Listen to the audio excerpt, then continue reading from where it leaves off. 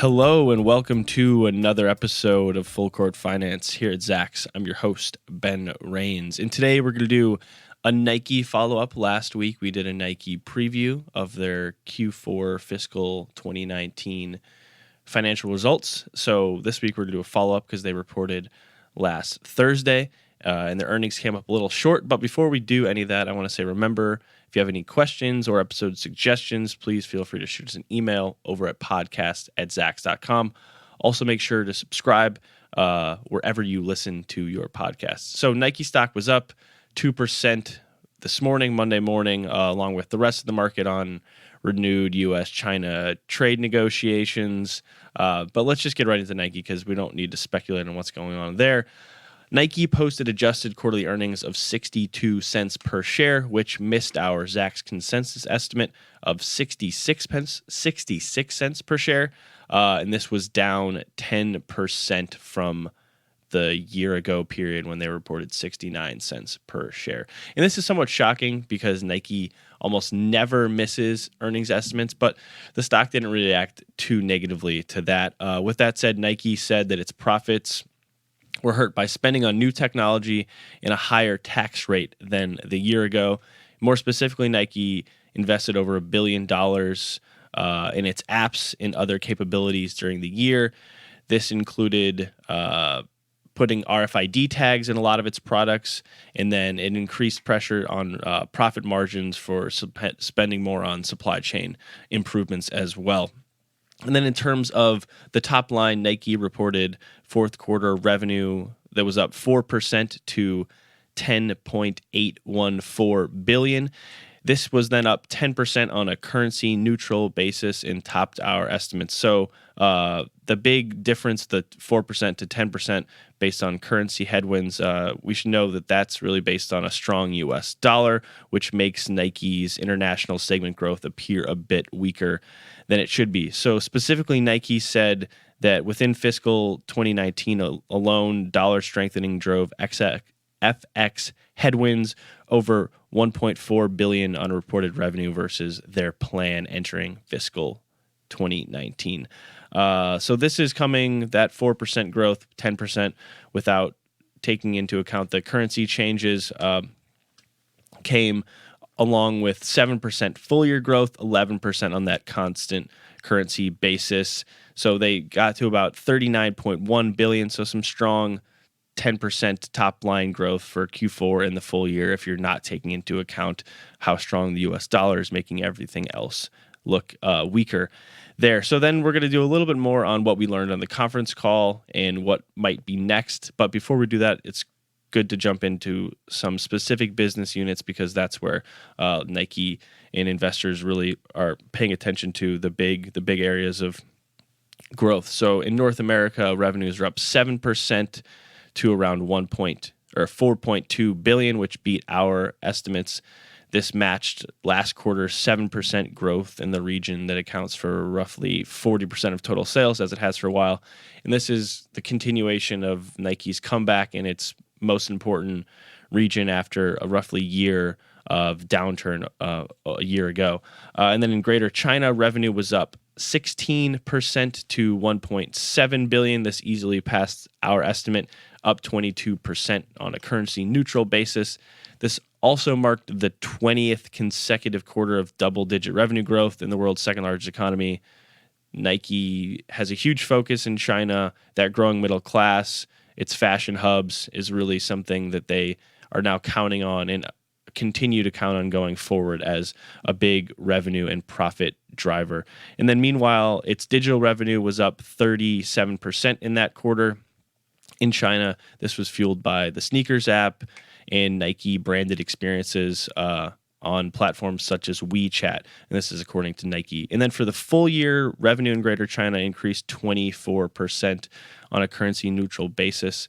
And then jumping away from China, just for some more specific numbers, footwear was up 6%, 12% on a currency neutral basis to 6.5 billion in the quarter. That's accounting for roughly 63% of sales. So once again, footwear for Nike, unlike say a company such as Under Armour is a huge majority of its business, and it's a higher margin business, big price tags on lots of Nike sneakers, especially that Jordan brand segment. And then overall apparel revenue was up 3% and then 8% on that currency neutral basis to around 2.8%. And then overall Jordan brand was a standout on the year. Jordan brand revenue was up 12% in fiscal 2019. And then Converse was up 3% on a currency neutral basis in 2019. So for those of you who didn't know, Nike bought Converse a while back, and it's been mixed bag for the company, to say the least. But overall, a strong Q4 and a strong fiscal 2019 for Nike. But now I want to get into a little bit more of what we learned on the earnings call.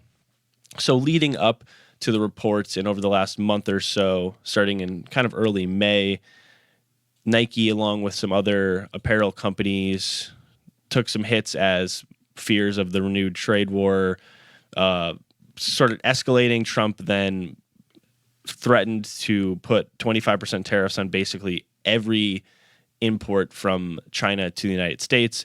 This caused, as we mentioned last week, the footwear and apparel industry. This is Nike, Foot Locker, Adidas, all of these companies, 173 total, to say to President Trump, please try to think about not going forward with these. So those haven't gone into effect yet, and now the trade negotiations are back on. But as I said, I don't want to get into too much of that. And specifically, I don't need to get into too much of that because Nike, and obviously this is from Nike executives, so they're always going to try to paint a rosier picture than might actually be true. But they have no reason to specifically lie because then that would look bad in the long run. They are saying that they have seen no impact to their business so far from the trade war, and they don't really see one anytime soon.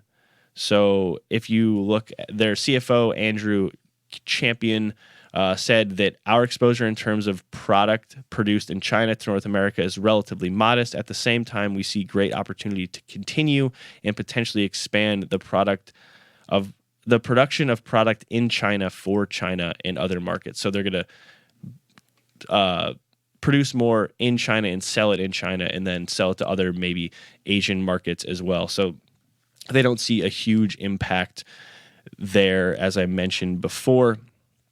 And this is coming from Mark Parker and the CFO as well.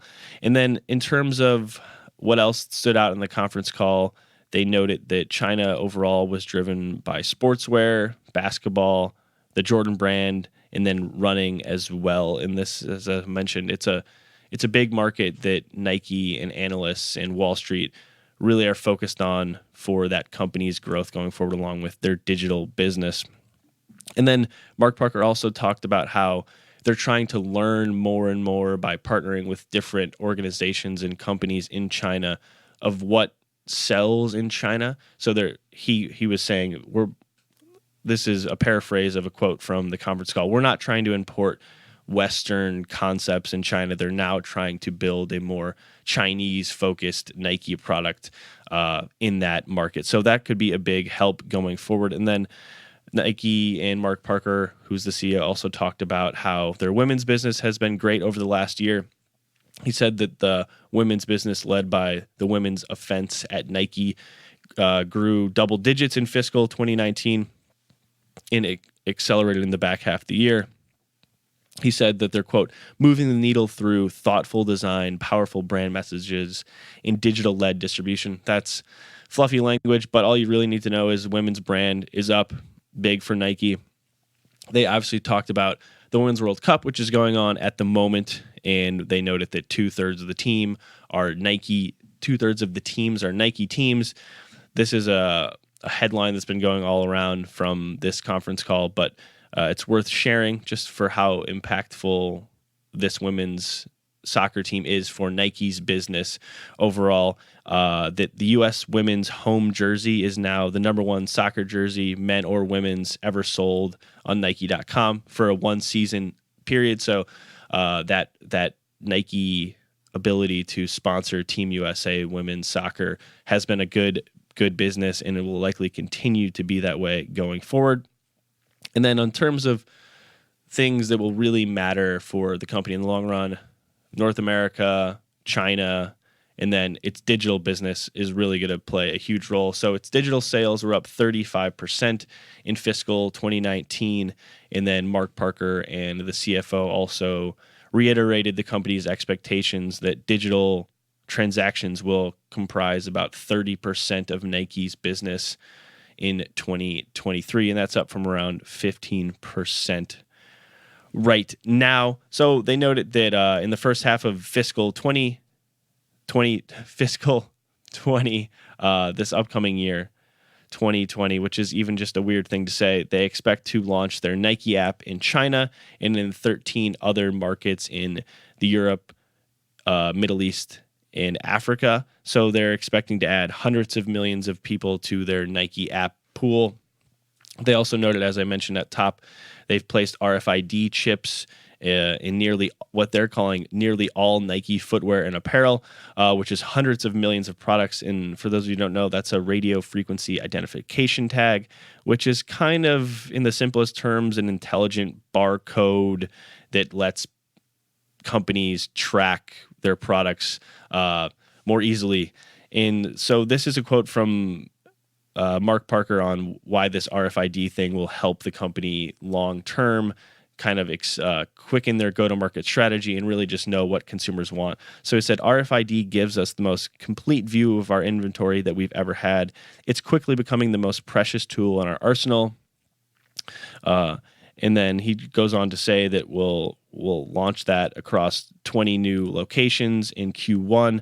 And then they're also going to work with, in the future, they're going to work with some of their brand partners, some of their wholesale partners. This is companies like Foot Locker, like Dick's Sporting Goods, like Nordstrom. So slowly that RFID and really knowing what's selling and what they have in stock and what people are buying is going to be a big part of their business as everything kind of gets smarter in this Internet of Things age.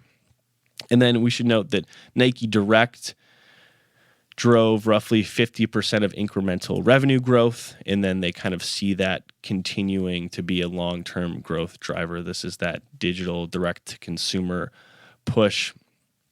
And then in terms of fiscal 2020, they're expecting what they call broad-based growth across all four of their geographies. So we'll see what really happens over the next year. But in terms of our estimates at the moment for Nike, our estimates are calling for roughly 7% growth this current quarter, so Q1 2020, which would kind of fall in line with what Nike has done over the last several quarters. And then for the year, we're calling for just over 8% growth for fiscal 2020, and then another 8% growth on top of our 2020 estimate in 2021. So some strong, nearly high single-digit growth. Maybe if they beat, they could get up to that 10% again. And then we're also going to we're expecting to see 17% earnings growth this year. And then the following year, we're expecting to see 19% growth above that. So that's a good thing to see as they're spending more now, which on their digital business and all of this RFID and streamlining their supply chain and all of that all of these companies are trying to do to get their digital business to be the focus. Just the more technology they have, just knowing where things are, that's their plan going forward. That's where they want to be. So we're calling for some solid growth on the top and bottom lines over the next several years. But in terms of you could do all the digital revamps you want, but Nike still at its core is a strong business based on just the cachet that Nike brand still carries all around the world, and it's growing seemingly on a daily basis, as we can tell that it continues to grow in North America, continues to grow in China, continues to grow all around the world, but those being the two big markets that matter the most. And this is all coming at a time when you could say that companies like Lululemon and Adidas and Puma and some Gap-owned brands are rolling out more products to compete with Nike than maybe ever before. So Nike has been forced to innovate maybe more than it would have. Not saying that they wouldn't continue to grow and push boundaries and be that brand that Nike has been for several decades now without this push, but in that digital age where brands can kind of grow on places like Instagram and social media platforms, where now Facebook is determined to become more of an e-commerce focused company. So they have 2.7 billion users, and now they're going to try to roll out a cryptocurrency and have people buy things directly from them at all times. So Nike being a part of all of that growth is important going forward for all of these brands. But as I've said now a bunch of times, Nike has they're still the industry leader, even though Adidas has encroached on that business, Lululemon, all of these companies. So they seem to have a solid plan going forward. Digital, China, direct consumer push, mixing that fashion with sports at all times while still owning that hardcore sports in basketball, soccer, football in the United States. And then, as I've mentioned before, they're really focused on those 12 regions, 12 cities throughout the world where they see their growth then trickling throughout the rest of the country if they can grow in those 12 big cities. And then just to close it out, Nike stock is up roughly 16% year to date, which is falling just behind the S&P 500's average climb through the first 6 months of the year, the first half of the year. So it'll be fun to watch what new comes out of Nike, but they ended fiscal 2019 on a solid note, and they're expecting big things going forward. So that does it for another episode of Full Court Finance. Until next time, I'm your host, Ben Rains. And remember, if you have any questions or episode suggestions, please feel free to shoot us an email over at podcast@zacks.com.